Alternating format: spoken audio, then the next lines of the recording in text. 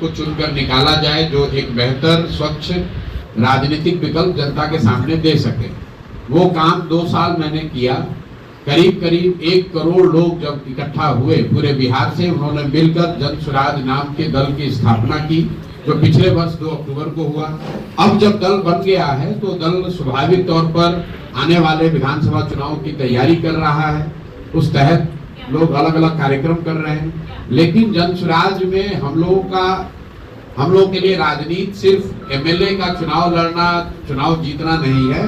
राजनीति इसलिए कर रहे हैं कि यहाँ के विषयों की समझ हो, लोगों की आवाज बन सके, यहाँ की जो परेशानियां हैं उसको सुलझाने में कुछ मदद कर सके।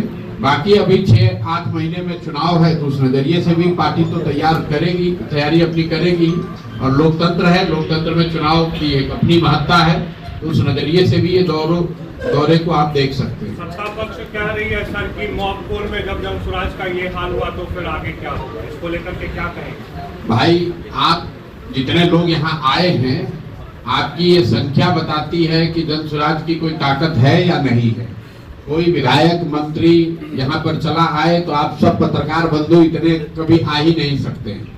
और आपको मालूम है कि अगर आप आए हैं तो इसलिए आए हैं कि आपको ये एहसास है कि जन स्वराज जमीन पर है।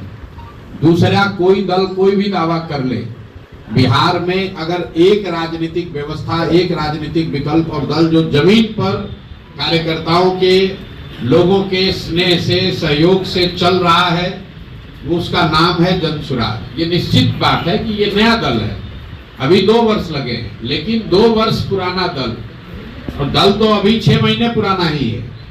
6 महीने बना पुराना दल, कम से कम ये तो हर व्यक्ति मान रहा है कि इस बार जो चुनाव होगा वो त्रिकोणीय होगा।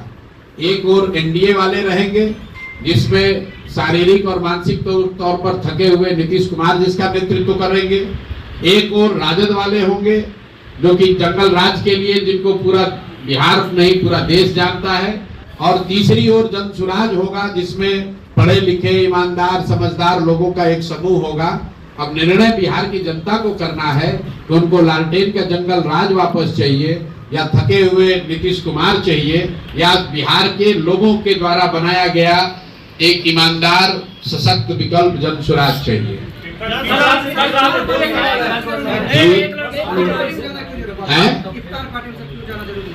इफ्तार पार्टी में जाना इसलिए जरूरी है कि यहाँ पर अभी रमजान का महीना है, और जैसे नवरात्रि का व्रत है वैसे रमजान में भी मुस्लिम साथियों का व्रत है।